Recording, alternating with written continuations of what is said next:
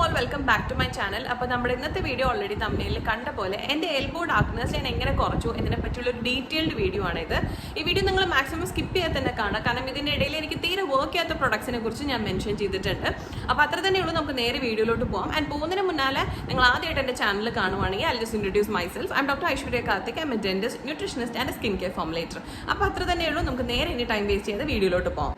So എനിക്ക് elbow darkness തീരെ ഇല്ലാത്ത ഒരാളായിരുന്നു. പക്ഷെ കുറച്ച് മാസങ്ങളായിട്ട് ഞാൻ തീരെ അങ്ങ് സ്കിൻ കെയർ ആയിക്കോട്ടെ, ഹെയർ കെയർ ആയിക്കോട്ടെ, ബോഡി കെയർ ആയിക്കോട്ടെ തീരെ ശ്രദ്ധിക്കാത്ത ഒരാളായി മാറി. ഇപ്പം ഞാൻ വീണ്ടും ഒന്ന് ട്രാക്കിലോട്ട് വന്നുകൊണ്ടിരിക്കുകയാണ്. അപ്പോഴാണ് ഞാൻ കുറച്ചും കൂടി സ്കിൻ കെയറിൽ ഫോക്കസ് ചെയ്യാൻ തുടങ്ങിയത്. എന്തെങ്കിലും പിഗ്മെൻറ്റേഷൻ ഉണ്ടെങ്കിൽ അത് ട്രീറ്റ് ചെയ്യാൻ തുടങ്ങിയത്. ഞാൻ ഇടയ്ക്ക് കൈ കുത്തി വെക്കുന്നതൊക്കെ കൂടുതലായി ചെയ്യാൻ തുടങ്ങി. സോഫയിലാണെങ്കിൽ ഒരുപാട് കൈ കുത്തി വെച്ച് ഇങ്ങനെ ഉരയ്ക്കുന്നതും, അല്ലെങ്കിൽ നമ്മൾ ടേബിളിൽ കമ്പ്യൂട്ടർ ടേബിളിലാണെങ്കിൽ പോലും ഞാൻ കൈ ഇങ്ങനെ കുത്തി വെച്ചിരിക്കുന്നതൊക്കെ എനിക്ക് കൂടുതൽ എൻ്റെ ഒരു ഡാർക്ക്നെസ് കൂടുതൽ അഗ്രിവേറ്റ് ചെയ്യുന്ന മാതിരി എനിക്ക് തോന്നി ഈ ഒരു കാരണങ്ങളൊക്കെ.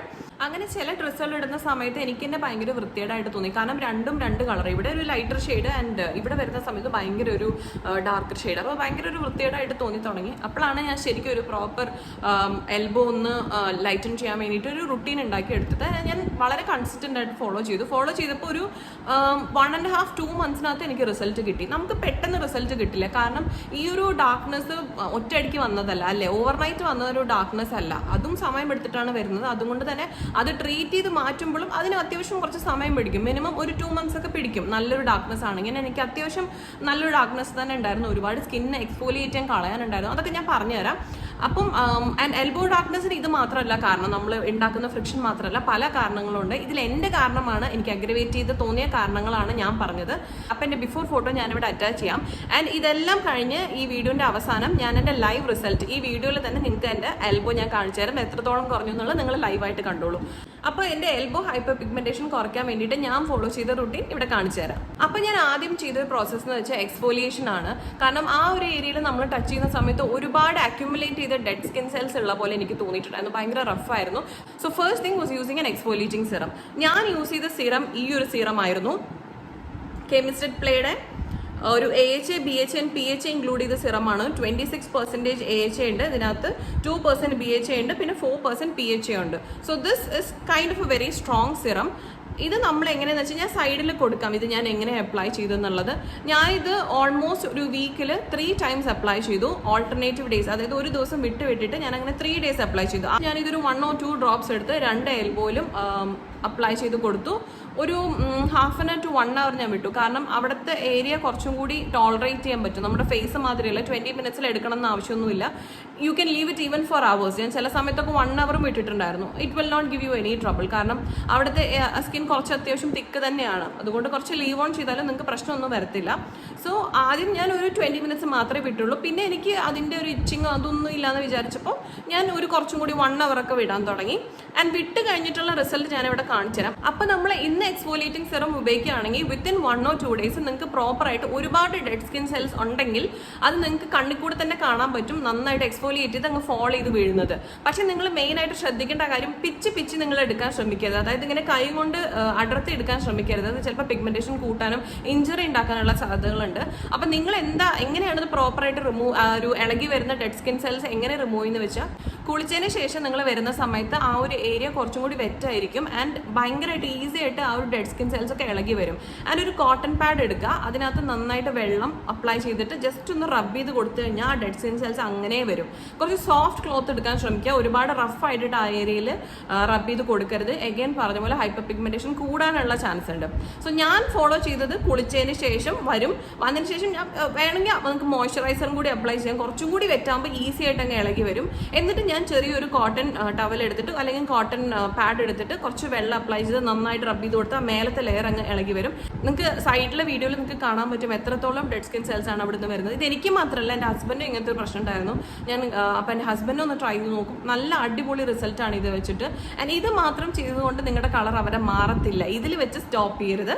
സെക്കൻഡ് തിങ്, അപ്പോൾ exfoliation is A first step. Second thing is using A lightening brightening agent. So ഞാൻ യൂസ് ചെയ്ത ലൈറ്റനിങ് ബ്രൈറ്റനിങ് സീറം വന്നിട്ട് ഈ ഒരു പ്ലമ്മിൻ്റെ 2% ആൽഫ ആർബിറ്റൻ ആൻഡ് ഹൈലൂറോണിക് ആസിഡ് സീറമാണ്. ഇതൊരു ട്രയൽ പാക്കാണ് ഞാൻ വാങ്ങിച്ചത്. സോ ഇത് തീരുന്ന സമയത്ത് I used this one. And ഇത് വന്നിട്ട് ഡെർമാ ടച്ചിൻ്റെ 2% ആൽഫ ആർബിറ്റൻ ആണ്. ആൽഫ ആർബിറ്റൻ നിങ്ങൾക്ക് ഏത് ബ്രാൻഡിൻ്റെ സീറം വേണമെങ്കിലും ഉപയോഗിക്കാം. ബട്ട് മേക്ക് ഷുവർ ദാറ്റ് ഇത് മിനിമം 2% ഉണ്ടായിരിക്കണം, അല്ലെങ്കിൽ ഇത് വർക്ക് ചെയ്യത്തില്ല. ഇനി ആൽഫ ആർബുറ്റിൻ ഏതൊക്കെ സമയത്ത് ഉപയോഗിക്കാന്ന് പറഞ്ഞാൽ എക്സ്ഫോലിയേറ്റിംഗ് സീറം ഇടുന്ന സമയത്ത് നിങ്ങൾ ഉപയോഗിക്കാതിരിക്കുക. ഇപ്പൊ ഇന്ന് നിങ്ങൾക്ക് എക്സ്ഫോലിയേറ്റിംഗ് സീറം ഇടണം, രാത്രി ഇട്ടോളൂ. രാത്രി 1 hour ഇട്ടിട്ട് വാഷ് ഓഫ് ചെയ്ത് ജസ്റ്റ് മോയ്സ്ചറൈസർ ഇട്ട് കിടക്കുക. അതിന്റെ നെക്സ്റ്റ് ഡേ നിങ്ങൾക്ക് ഇത് അപ്ലൈ ചെയ്യാം. മോർണിംഗ് ആൻഡ് നൈറ്റ് വേണമെങ്കിൽ അപ്ലൈ ചെയ്യാം. ബട്ട് അതിന്റെ ഒപ്പം നല്ലൊരു തിക്ക് മോയ്സ്ചറൈസർ ഉപയോഗിക്കാം. ഈ മോയ്സ്ചറൈസർ ആണ് ഞാൻ ഉപയോഗിച്ചത്. നിങ്ങൾക്ക് ഏത് മോയ്സ്ചറൈസർ ഉപയോഗിക്കാം. ഇനി ഇതില്ലെങ്കിൽ നിങ്ങൾക്ക് അലോവേര ജെല്ലും ഉപയോഗിച്ചാലും മതി. സോ ബേസിക്കലി നിങ്ങൾ ആൽഫ ആർബുറ്റിൻ സീറം അപ്ലൈ ചെയ്യുക. ഒരു 2 minutes അത് ഡ്രൈ ആവാൻ വിടുക. അതിനുശേഷം നിങ്ങൾക്ക് ഒന്നല്ലെങ്കിൽ അലോവേര ജെൽ യൂസ് ചെയ്യാം, അല്ലെങ്കിൽ ഇനി തിക്ക് മോയ്സ്ചറൈസർ നിങ്ങൾക്ക് ഉപയോഗിക്കാം. എന്നിട്ട് you can go to work. So ഈ 2 പ്രൊസീജിയറാണ് ഞാൻ മെയിൻ ആയിട്ട് ചെയ്തത്. അതായത് എക്സ്ഫോലിയേറ്റിംഗ് സിറം, ഒരു lightening and brightening agent and ഒരു നല്ല മോയ്സ്ചറൈസർ. ഈ 3 ഉപയോഗിച്ചാൽ തന്നെ നിങ്ങൾക്ക് നല്ല വ്യത്യാസം ഉണ്ടായിരിക്കും നിങ്ങളുടെ എൽബോ ഹൈപ്പർ പിഗ്മെന്റേഷന്. ആൻഡ് കുറച്ച് കാര്യങ്ങൾ കൂടി ഞാൻ പറഞ്ഞുതരാം, നിങ്ങൾ അവോയ്ഡ് ചെയ്യേണ്ട അല്ലെങ്കിൽ ശ്രദ്ധിക്കേണ്ട കാര്യങ്ങൾ. മാക്സിമം നിങ്ങൾ സോഫയിൽ ഇരിക്കുന്ന സമയത്തോ എന്തെങ്കിലും ഹാർഷ് സർഫേസിൽ അല്ലെങ്കിൽ ഇങ്ങനെ കമ്പ്യൂട്ടർ ടേബിളിൽ ഇരിക്കുന്ന സമയത്ത് ഈ ഒരു ഏരിയയിൽ ഒരുപാട് അങ്ങ് പ്രഷർ കൊടുത്ത് ഇരിക്കാതിരിക്കാൻ ശ്രമിക്കാം. First thing. സെക്കൻഡ് തിങ്, കുളിക്കുന്ന സമയത്ത് ഒരുപാട് ലൂഫ് ഇട്ടിട്ടോ അല്ലെങ്കിൽ ഫിസിക്കൽ സ്ക്രബ്, ആപ്രിക്കോട്ട് സ്ക്രബ് ആയിക്കോട്ടെ, അല്ലെങ്കിൽ വീട്ടിലുണ്ടാക്കുന്ന കോഫി സ്ക്രബ് ആയിക്കോട്ടെ, ഹണി ഷുഗർ സ്ക്രബ് ആയിക്കോട്ടെ, say a big no to it. Scrub എപ്പോഴും പിഗ്മെന്റേഷൻ കൂട്ടും, specially in Indian skin tone. And ഇനി ആ ഒരു ഏരിയ നിങ്ങൾക്ക് റബ് ചെയ്തേ മതിയാവുള്ളൂ, എന്നാലേ നിങ്ങൾക്ക് ഒരു സാറ്റിസ്ഫാക്ഷൻ ഉണ്ടാവുള്ളൂ എന്ന് തോന്നിക്കഴിഞ്ഞാൽ ഒരു ഈസി DIY കൂടി പറഞ്ഞുതരാം. ഇത് നിങ്ങൾക്ക് വീക്ക്ലി വൺസ് സ്ക്രബായിട്ട് ഉപയോഗിക്കാം, ഒരു ഫിസിക്കൽ സ്ക്രബായിട്ട്. കോഫി സ്ക്രബും വേറെ ഒന്നും നല്ലതല്ല, ഞാനത് സജസ്റ്റ് ചെയ്യില്ല. കാരണം കോഫിയുടെ ഗ്രിറ്റ് ചെറുതാണെങ്കിൽ കുഴപ്പമില്ല, ഇറ്റ്സ് സ്റ്റിൽ ബെറ്റർ. കോഫിയുടെ ഗ്രിറ്റ് ഒക്കെ വലിയതാണെങ്കിൽ ഭയങ്കര ബുദ്ധിമുട്ടുണ്ടാക്കും. ആൻഡ് വാൾനട്ട് സ്ക്രബും തീരെ നന്നല്ല, ഷുഗർ സ്ക്രബും ഒട്ടും നന്നല്ല. ഏറ്റവും ഫൈൻ പൗഡർ ആയിട്ടുള്ള ബേസൻ എടുക്കുക. അത്രയും നമ്മൾ നോർമലി കഴിക്കുന്ന ഒരു ബേസൻ ഇല്ലേ, കടലമാവ്, ഏറ്റവും ഫൈൻ ആയിട്ടായിരിക്കും മിക്കവാറും എല്ലാ കടകളിലും കിട്ടുക. ആ ഫൈൻ പൊടി എടുക്കുക, കുറച്ച് കേർഡ് ഒഴിക്കുക, ഒരു ഭയങ്കര കുറച്ച് ടേമറിക് ഓർ കസ്തൂരി മഞ്ഞൾ, രണ്ടും നിങ്ങൾക്ക് ഉപയോഗിക്കാം. എന്നിട്ട് ആ ഒരു ഏരിയ അപ്ലൈ ചെയ്തതിന് ശേഷം ഒരു 5 to 10 minutes വിടുക. എന്നിട്ട് കുറച്ച് വെള്ളം നനച്ചതിന് ശേഷം നന്നായിട്ട് സ്ലോ ആയിട്ട്, വളരെ സ്ലോ ആയിട്ട് റബ് ചെയ്ത് കൊടുക്കുക. ഒരുപാട് ഇട്ടങ്ങ് ഉരയ്ക്കരുത്, നിങ്ങളുടെ ഹൈപ്പർ പിഗ്മെന്റേഷൻ കൂടിയിട്ട് വരും. സോ അത് നിങ്ങൾ ചെയ്യാതിരിക്കും. വളരെ ജെന്റിലായിട്ട് റബ് ചെയ്ത് കൊടുത്തിട്ട് വാഷ് ഓഫ് ചെയ്യുക. Again follow it up with moisturiser. Moisturiser വളരെ നിർബന്ധമാണ്. ആ ഏരിയ എത്രത്തോളം ഡ്രൈ ആക്കി വെക്കുന്നോ അത്രത്തോളം നിങ്ങളുടെ പിഗ്മെന്റേഷൻ കൂടി വരും. സോ അത് മാക്സിമം നിങ്ങൾ കുറയ്ക്കാൻ ശ്രമിക്കുക. ഈ ഒരു റൂട്ടീൻ നിങ്ങൾ 2 months നിങ്ങൾ ഫോളോ ചെയ്ത് കഴിഞ്ഞാൽ ഉറപ്പായിട്ടും നിങ്ങളുടെ പിഗ്മെന്റേഷൻ വളരെ നന്നായിട്ട് റെഡ്യൂസ് ചെയ്യും. ഞാൻ പറഞ്ഞ ടിപ്സ് ഒക്കെ just keep it in mind. ഞാൻ ഒരു കാര്യം കൂടി പറഞ്ഞിട്ട് ഈ വീഡിയോ വൈൻഡ് അപ്പ് ചെയ്യാണ്. ഈ ഒരു സ്പ്രേ എല്ലാവർക്കും അറിയായിരിക്കും, 5% ഡെർമഡോക്കിന്റെ ഗ്ലൈക്കോളിക് ആസിഡ്. ഈ ഒരു സ്പ്രേ എനിക്ക് പേഴ്സണലി വർക്ക് ആയില്ല. കാരണം വേറൊന്നും കൊണ്ടല്ല, ഇത് വളരെ മൈൽഡായിട്ട് എനിക്ക് തോന്നി. 5% ആണ് ഇതിൽ, ടോട്ടലി 5% ആണുള്ളത്. സോ ബേസിക്കലി നമ്മുടെ ഒരുപാട് ഹൈപ്പർ പിഗ്മെന്റേഷൻ ഉള്ള ഒരു ഭാഗത്ത് നിങ്ങൾക്ക് ഇത് മാത്രം ഉപയോഗിച്ച് കഴിഞ്ഞാൽ വലുതായിട്ട് വർക്ക് ആവുന്ന എനിക്ക് സംശയമാണ്. ഞാനിത് 1 മാസം ഉപയോഗിച്ചു. 1 മാസത്തിൽ മിനിമം നമ്മൾ കുറച്ചെങ്കിലും ഡിഫറൻസ് കാണണ്ടേ, നമുക്ക് നോർമലി കാണേണ്ടതാണ്. 1 മാസത്തിൽ വളരെ മൈൽഡ് ആയിട്ടുള്ള ഡിഫറൻസ് എങ്കിലും കാണേണ്ടതാണ്. ഇത് മാത്രം ഉപയോഗിച്ചുകൊണ്ട് എനിക്ക് ഒരു ഡിഫറൻസും ഉണ്ടായിരുന്നില്ല. Again I M telling you, ഈ പ്രൊഡക്റ്റ് നന്നല്ല എന്നല്ല ഞാൻ പറയുന്നത്, ഈ പ്രൊഡക്റ്റിന്റെ കണ്ടന്റ് എല്ലാം നല്ലതാണ്. പക്ഷേ വളരെ മൈൽഡ് ആയിട്ടുള്ള ഡിസ്കളറേഷൻസ് മാത്രമേ ഇത് കുറയ്ക്കത്തുള്ളൂ. അപ്പോൾ ഇതും കൂടി എനിക്ക് പറയണമെന്നുണ്ടായിരുന്നു. കാരണം ഒരുപാട് പേര് ഇത് മാത്രം വാങ്ങിച്ചിട്ട് റിസൾട്ട് ഒന്നും ഇല്ലേ, നല്ലതാണോ എന്നൊക്കെ ഒരുപാട് പേര് കമന്റ് ചെയ്ത് ചോദിക്കുന്നുണ്ടായിരുന്നു. എനിക്ക് പേഴ്സണലി ഇത് ഒറ്റയ്ക്ക് ഉപയോഗിച്ചിട്ട് വർക്ക് ചെയ്തില്ല. അതുകൊണ്ടാണ് ഞാൻ കുറച്ചും കൂടി സ്ട്രോങ്ങർ സീറത്തിലോട്ട് പോയത്. അതാണ് ഈ കെമിസ്റ്റഡ് പ്ലേയുടെ ആ ഒരു തിക്കർ സീറം. കാരണം അതിനകത്ത് കുറച്ചും കൂടി കണ്ടന്റ് കൂടുതലാണ്, അതിന്റെ എഫക്റ്റീവ്നെസ്സും അപ്പോൾ കൂടുതലായിരിക്കും. അപ്പോൾ വളരെ മൈൽഡ് ആണെങ്കിൽ ഇത് ഉപയോഗിച്ചോളൂ. അത്യാവശ്യം ഹൈപ്പർ പിഗ്മെന്റേഷൻ ഉണ്ടെങ്കിൽ ഒബ്വിയസ്ലി നിങ്ങളൊരു സീറം, കുറച്ചും കൂടി പെർസെൻറ്റേജ് കൂടിയുള്ള ഒരു സീറം തന്നെ നിങ്ങൾ ഉപയോഗിക്കേണ്ടതാണ്. ഓക്കെ, അപ്പോൾ ഞാൻ പറഞ്ഞിട്ടുണ്ടായിരുന്നു വീഡിയോന്റെ അവസാനം എൻ്റെ ഇപ്പോഴത്തെ എൽബോസിന്റെ കണ്ടീഷൻ കാണിച്ചു തരാമെന്ന്. ഇതാണ് ഇപ്പോഴത്തെ ഒരു എൽബോസിന്റെ കണ്ടീഷൻ. എനിക്ക് അത്യാവശ്യം നല്ലൊരു ഡിഫറൻസ് തന്നെ കാണുന്നുണ്ട്. നിങ്ങളുടെ മുന്നാലത്തെ ഫോട്ടോ ഞാൻ ഈ സൈഡിൽ കൊടുക്കാം, അപ്പോൾ നമുക്ക് കമ്പയർ ചെയ്ത് നോക്കാൻ പറ്റും.